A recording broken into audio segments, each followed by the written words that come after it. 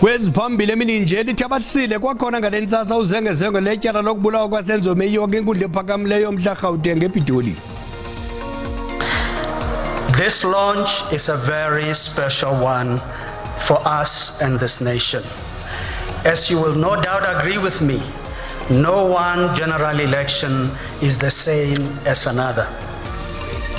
Iphehlelele iphulo lokukhuthaza abavoti babhalisele unyulo jikelele lonyaka ozayo ikomishoni ezimeleyo yonyulo. Kodwa nokapeka sithi ngingatsho ke nakuni babukeli bethu kwijelo iDTT singaphosisanga amaseko masigawuleswa huqa. Liqinwa ngemibuzo ingqina lenkundla uLieutenant Colonel Kosikhona Hadebe kwityala lokubulawa kwasenzo meyiwa kwinkundla ephakamileyo ePitoli namhlanje. uHadebe wayekhona ngethuba omnye umrhanelo kwelityala umuzi Sibiya ekhomba indawo yesehlo emva kokubulawa kwameyiwa ngo-Oktoba ka-2014. Ukanamagqwetha abamangalelwa ayaphikisa athi uSibiya wabethwa kanobomi ze wanyanzelwa ukuba akhombe indawo yesehlo. The word confession for me in Zulu. What does it mean? Ukusho okwenzile ngesikhathi ucommita icrime. Uqalise uadvocate Thulani Mgomezulu noligqwetha lomangalelwa wokuqala nowesibini ukuhlaba ngemibuzo elingqina lenkundla uLieutenant Colonel Nkosikhona Hadebe. Uadvocate Thulani Mgomezulu ubuze elingqina malunga nezithyolo zikamuzi Sibiya zokuba wabethwa kanobomi ngamapolisa ze wanyanzelwa ukuba akhombe indawo yesehlo. He was assaulted by the police in Tembisa at a place called Tabong, and he was then taken again to Fosloras, to a place which he assumed or suspected to be a municipality area next to the court, where he was further assaulted. Thereafter, he was transported to Albertine. And on the 30th, he was assaulted in the presence of Colonel Mboto, who took a confession from the accused. Can you comment on that? You know, Mr. Gomez, I want to be fair to you. Yes. You didn't cross-examine Mboto. The assertion which was put was never that he was assaulted in the presence of Colonel Mboto. The assertion was that when the accused entered Mboto's office, the assault stopped. Elityala lisaqhuba.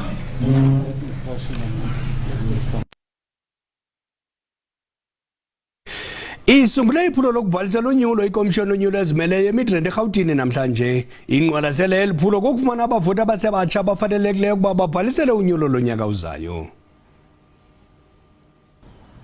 Rhoqo kwiminyaka emihlanu kuye kuqhutywe unyulo apho abemi lokuvotela amaqela abo abakholelwa kuwo nalapho ikomishoni yonyulo ezimeleyo iye ingene khona. Every 5 years a duty falls upon the shoulders of other South Africans. This is a duty whose importance transcends all other. This duty is the cornerstone of our democratic reality, the bedrock upon which our political system is built. Le komishoni ithi iyaluqonda uxanduva nalo izimiselo ukuqhuba inkqubo yovoto esemgangathweni kunyaka ozayo. Usihlalo wale komishoni yonyulo ezimeleyo uchaza kabanzi. This launch is a very special one for us and this nation. As you will no doubt agree with me, no one general election is the same as another. Today we gather here on a momentous occasion, the launch of our national and provincial elections 2024. Kukwakhuthaza uluntu ukuba lube yinxalenye yenkqubo yonyulo luzibandakanye nayo emva kwezicwangciso ezichazwe yikomishoni yonyulo ezimeleyo amaqela aphikisayo ezopolitiko aye aphefumla. IEC is doing a brilliant job. Let me tell you, I'm so impressed today with them. The only thing they need to check is this fake IDs of the illegal foreigners. We are going to mass deport all illegal foreigners in this country. Political parties are your instrument, but you're the force for change. And every one of those 13.8 million people who are not registered need to get onto the voters' roll so they can vote. And those 14 million people who didn't come out to vote in the last election need to be part of that change agenda. Maninzi namanye amaqela athe aphefumla kwiindaba ze-SABC ndingusekiwe Ngombane. Ukanti umhleli wendaba zopolitiko kwelijelo umnumzana Mzwandile Mbeje uzimase lo msitho we-IEC ngoku usiqhagamshelana ngqo naye aqhuba isikhwebu ngalomba. Shandu kaNdaba siyakwamkela ezindabeni emini nje. Kawutsho i-IEC ithi iza kwenza njani ukukhuthaza abantu abatsha ukuba babhalisele uvoto?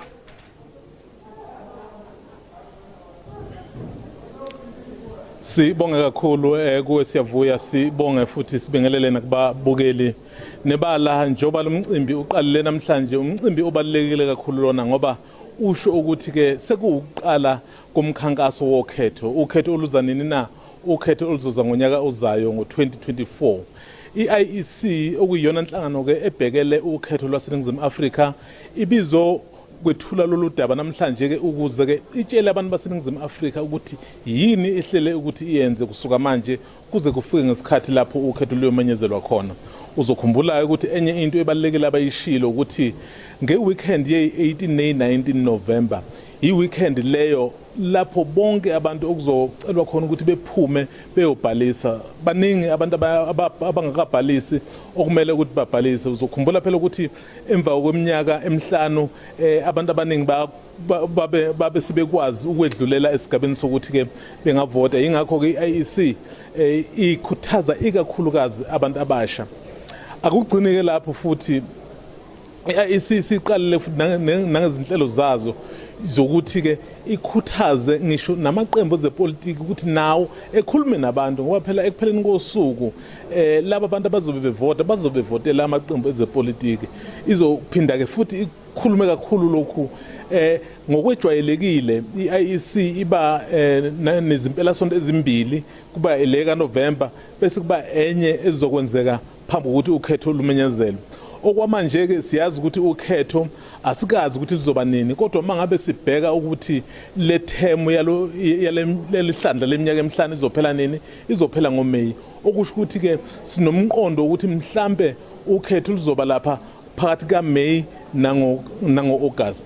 Kodwa ke leso isinqumo leso esiyothathwa umongameli mayithatha leso sinqumo ke siyavuya akasithathi eyedwa uyayibe ebonisane nayo iIEC nabanye ke abaneqhaza ukuthi kumele kwenziwe njani. Kukhona ezinye futhi kukhona nesikuzwayo futhi kungenzeka kodwa ke nokubaqinisekisiwe kungenzeka mhlambe lolu khetho lubanjwe ngisho ngaphambi kukaMay kodwa ke lokho kuyosho ukuthi kunezinkambiso ezithize okumele zenziwe. Yingani na ngoba sisikutholile ngomoya ukuthi iIEC inovalo ukuthi mhlambe ukhetho luba phakathi kwaMay noAugust kuyobe sekubanda uzothola ukuthi ke iningi labantu baseSouth Africa bangagcina bengavoti ngokuphelele. Sibambe ngazo zozibini Shandu lo ngumhleli wezopolitiko e-SABC umnumzana Mzwandile Mbeje. Inkundla kamanje eMonti eMpuma Koloni isikhabile isicelo sokuba malichithwe ityala ngakubanini bendawo yentselo enyobeni. Amagqwetha abamangalelwa akholelwa ukuba akho bungqina bubambekayo ngakuba ityholo siyakhangela Ndevu nenkosikazi yakhe uVuyokazi. Ezi sibini sijongene namatyala aquka wokubulala nokuthengisela ulutsha luselula utywala. Ngaphandle kokudedela nzulu kwingxam yelityala umantyi uKevin von Bratt uthi bungangentaba bungqina buthwethaca phambi kwalenkundla obudinga ingqwalasela emandla. Amagqwetha abamangalelwa athi akukho video yashicilelwayo ethwethaca phambi kwenkundla ebonisa olulutsha lungasekhoyo luthenga luzinkintya ngobhelo lomsele kwesisirhoxo. Kunjalo abatshutshisi basamkele esisigwebo basichaze isicelo sokuchithwa kwelityala njengelinge nje lokuzungula ichele nokukhokhelisa inqwelo inqwelo phambi kwehashi. NgoJuni wanyakenye kwabhubha ulutsha oluselula olungama-20 kule ndawo yentselo. Ityala lisaqhuba nalapho kulindeleke amagqwetha abamangalelwa babize ingqina labo lokuqala. Kwakuvimba wethu emini nje sakuthi tsigxatha angaphya kwemidiya yeli kodwa masithuma umntwana evenkileni kuqala.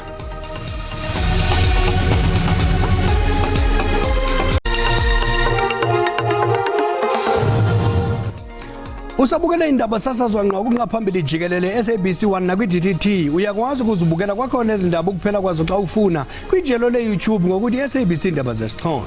Ukanti kwinqaku lethu eliphambili sithe lithi abathisile kwakhona ngalentsasa ityala okubulawa kasenzo meyiwa kwinkundla ephakamileyo mhla Gauteng ngePitoli ngethuba ingqina lenkundla Lieutenant Colonel Nkosikhona Hadebe likhwele emkhumbini. Abanini bemivundla nabafuyi bayo banti ukwanda kumandla kwesifo sokopha kuchaphazela imivundla yabo. Ukuqhambuka kwesifo kuqala ngoNovemba kunyaka opheleyo xa imivundla yaseMntla Koloni naseNtshona Koloni isifa. Kungoku nje esifo sinabele eMpuma Koloni, eGauteng naseFreystata.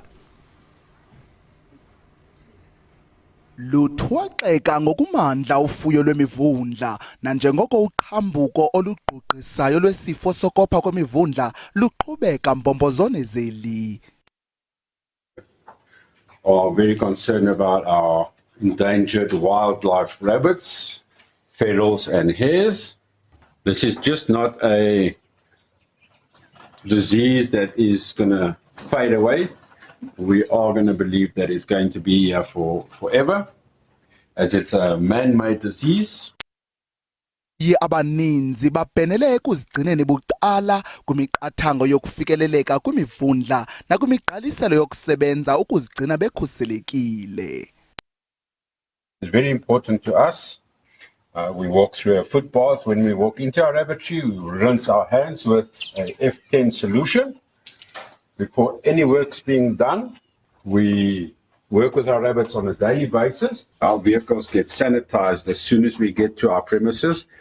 At our gates, they get sprayed with F10. They get wiped down. We change our clothes and our shoes every time we come in and out of the rabbitry.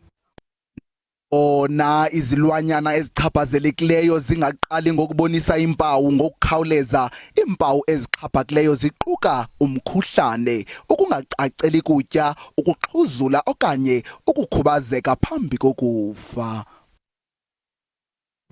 Ngoku masithi tsigxatha kumagqabantshintshi ezithe zaqaqamba kwihlabathi. Amaqela emigewu antumeke ngomlilo iibhasi ezingama-35 kwixeko saseBrazil iRio de Janeiro. Oku kulandela ukuhlatyenselwa ngelophisi kwangcola ungele lwenkokheli yonqevu kononqawa iphuzwa amapolisa. La maqela emigewu asekwa ziinkumanda zamapolisa ezidla umhlalaphantsi ngelithi zikhusela iingingqi zazo kanti libholo lobunganga kushishino lweziyobisi olukhatshwa kukusikelana imida. Qakatha qelele kwele ngcungcu. Iinqwelomoya bezilibangise eSan Francisco kunyanzeleke zijikiswe buphuthu-phuthu ukuya ePortland nase-Oregon emva kokuba umqhubi wenqwelomoya obengaphangelanga ezame uqhaqha iinjini zeenqwelomoya. Umtyholo oneminyaka eyi-44 ubudala, uDavid Emerson, utyatyekwe amatyala ayi-83 okuzama ukugwinta nokudlala ngokufa ebeka esichengeni ubomi babakhweli. Xa siqwela ingqokoqo, umrephu waseMelika uJay-Z ude waphawula ngengxoxo-mpikiswano ethe ndi kumaqonga ezonxibelelwano yokukhetha phakathi kokuhlala kwisidlo sasemini nokuthatha isiqingatha sesigidi seedola zaseMelika, $500,000 kulamarhanuka. Incredible. Wow. Beautiful. Yo, by the way, sorry. uJay-Z onguSean Carter elenkobe sele khuphe amacwecwe ali-13 wathengisa ngaphezu kwekhulu lezigidi lamacwecwe amanye azixathulela kwimbasa zeGrammy de wawongwa kwiqonga lendumasi ngo-2021 yimvumi yokuqala ye-hip hop ukuba ibillionaire ngabula makhumtsha uJay-Z umyeni kaBeyoncé wodumo lwe-R&B Qongqololo.